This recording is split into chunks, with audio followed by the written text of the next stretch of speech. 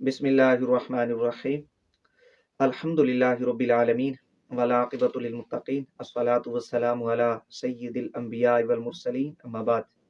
सामीन व नाज़रीन, हिंदुस्तान या पाकिस्तान से जब मुसलमान हरमैन शरीफैन हाज़री के लिए जाते हैं, नबी अलैहिस्सलाम के रोज़ा अतहर पर हाज़िर होकर नबी अलैहिस्सलाम के तवस्सुल से दुआ करते हैं, तो वहाँ पर एक वहाबी शतूंगड़ा शेख मुजफ्फर हुसैन लाल रुमाल वाला, जो कि वहाबी नजदी सऊदी हुक्मरानों की जानिब से मुतय्यन किया गया है, वो उनको रोक कर मुख्तलिफ किस्म के सवालात करके उनको वरगलाने की कोशिश करता है और उनकी वीडियो बनाकर सोशल मीडिया के ऊपर अपलोड कर देता है। माजी के अंदर मुख्तलिफ उलमा किराम, जिनमें हज़रत अल्लामा मुनाज़िर इस्लाम हाफिज़ मुहम्मद एहसान इकबाल कादरी और दीगर उलमा किराम के साथ इसके मुबाहसे सोशल मीडिया के ऊपर मौजूद हैं। ये हजरात चूँकि इल्मी शख्सियात थी, इनके सामने जब भी ये आया है, अल्लाह के फजल व करम से इसको ज़िल्लत और रुसवाई उठाना पड़ी। तो अब शेख मुजफ्फर हुसैन बिहारी इस मौका की तलाश में होता है कि कब कोई आम सुन्नी मुसलमान रोज़ा अतहर पर हाजिर हो या किसी दूसरे मज़ार पर हाजिर होकर उनके तवस्सुल से रब ताला की बारगाह में दुआ करे, तो ये उनको रोक कर मुख्तलिफ किस्म के सवालात करके वरगला कर उनकी वीडियो बनाकर सोशल मीडिया के ऊपर अपलोड करे। हाल ही में इसने एक काम इस तरह का किया।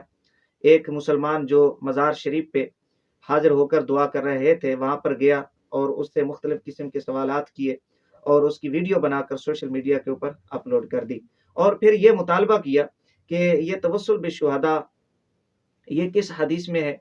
इमाम अबू हनीफा, इमाम शाफी, इमाम मालिक, इमाम अहमद बिन हम्बल, इमाम बुखारी, इमाम मुस्लिम, इमाम इब्न माजा और दीगर मुहद्दिसीन में से किस मुहद्दिस का ये अमल है, लिहाजा ये पेश करें।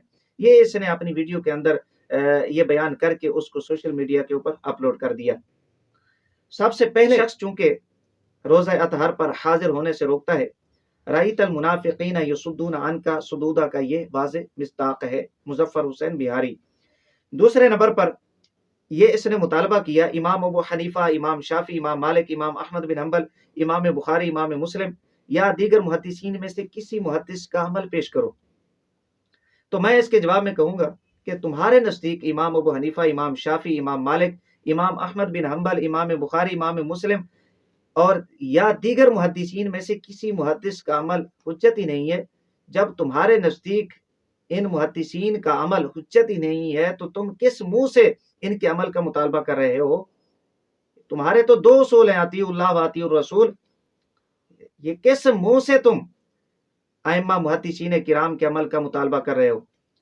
नंबर 3, ये तवस्सुल नेक हस्तियों का, ये उम्मत का हमेशा से मामूल रहा है। इब्तिदा से लेकर आज तक मुसलमान नबी अलैहिस्सलाम की ज़ात का तवस्सुल, सहाबा किराम और जो नेक हस्तियां हैं उनका तवस्सुल पेश करते आए हैं और किताबों के अंदर भी ये मौजूद है।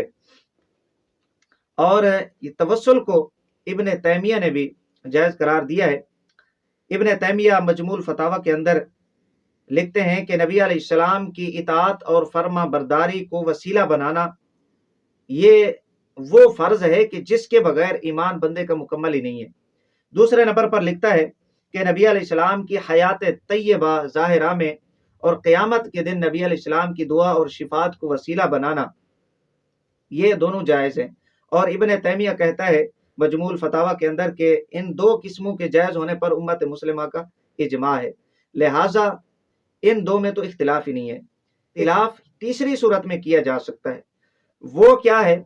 नबी रिसालत सल्लल्लाहु अलैहि वसल्लम की वफ़ात के बाद नबी अलैहिस्सलाम को वसीला बनाना, नबी अलैहिस्सलाम के विसाल के बाद नबी अलैहिस्सलाम को वसीला बनाना, इसमें इख्तिलाफ तो किया जा सकता है, लेकिन इसको शिर्क या तौहीद के मुनाफी करार नहीं दिया जा सकता। क्यों?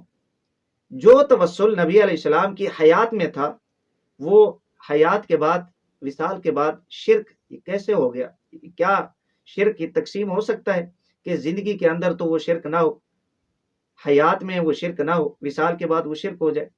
शिर्क शिर्क होता है, वो चाहे हयात के अंदर हो या हयात के बाद हो। जब ये हयात के अंदर तवस्सुल नबी अलैहिस्सलाम का, ये किसी नेक हस्ती का शिर्क नहीं है, तो हयात के बाद भी शिर्क उसे करार नहीं दिया जा सकता। हाँ, जायज़ होने में इख्तिलाफ کیا جا سکتا ہے۔ میں یہاں پر حدیث پاک پیش کرتا ہوں، ابی شیبہ جلد نمبر اس کی 6 ہے، اور امام ابو بکر عبداللہ بن محمد بن ابی شیبہ رحمۃ اللہ تعالی علیہ، حدیث نمبر ہے 31993۔ حدیث کی سند ہے حدثنا ابو معاویہ عن الاعمش عن ابی صالح عن مالک۔ اچھا، یہ حضرت مالک رضی اللہ تعالیٰ عنہ حضرت فاروق اعظم رضی اللہ تعالیٰ عنہ کے یہ خازن تھے۔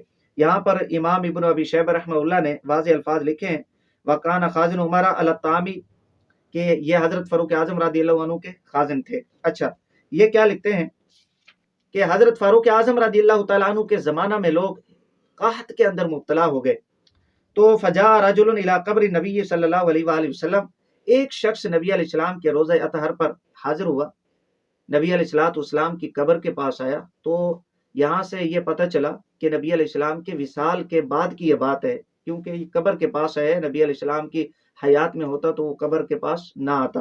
اچھا، نبی علیہ السلام کی قبر کے پاس آ کر اس نے کیا کہا؟ وہ عرض کرتا ہے کہ یا رسول اللہ صلی اللہ علیہ وآلہ وسلم، آپ کی امت ہلاک ہو رہی ہے، آپ اس کے لیے بارش کی دعا کریں۔ اللہ اکبر۔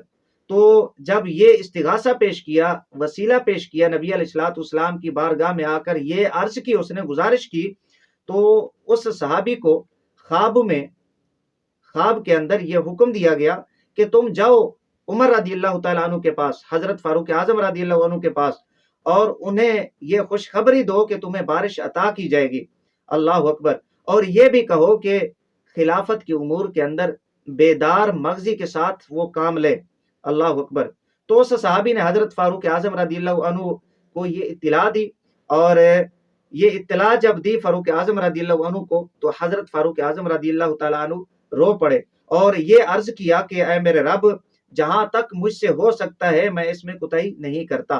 یہ مصنف ابن ابی شیبہ کی یہ روایت ہے، جس کا مفہوم میں نے آپ حضرات کے سامنے پڑھ دیا ہے۔ تو اب یہاں سے واضح طور پر یہ بات معلوم ہو گئی کہ توسل نبی علیہ السلام کا وصال کے بعد یہ صحابہ کرام رضی اللہ عنہم اجمعین کا معمول ہے، اور حضرت فاروق اعظم رضی اللہ تعالیٰ عنہ، یہ دیگر روایات کے اندر یہ بات موجود ہے کہ کسی صحابی نے بھی حضرت سیدنا فاروق اعظم رضی اللہ تعالیٰ عنہ، اور جس صحابی نے خواب دیکھا، اور یہ بات دیگر روایات کے اندر موجود ہے کہ وہ جو خواب دیکھنے والے تھے حضرت سیدنا بلال بن حارث مزنی رضی اللہ تعالیٰ عنہ تھے، ان کو کسی نے نہیں کہا کہ آپ نے شرک کیا ہے، یہ کام ناجائز ہے، لہٰذا نہیں کرنا چاہیے۔ تو اس حدیث پاک سے بالکل یہ بات واضح ہو گئی کہ توسل وصال کے بعد جائز ہے، اور یہ صحابہ کرام رضی اللہ عنہم اجمعین کا معمول ہے، اور اس روایت کو دیگر محدثین کرام نے بھی نقل کیا ہے۔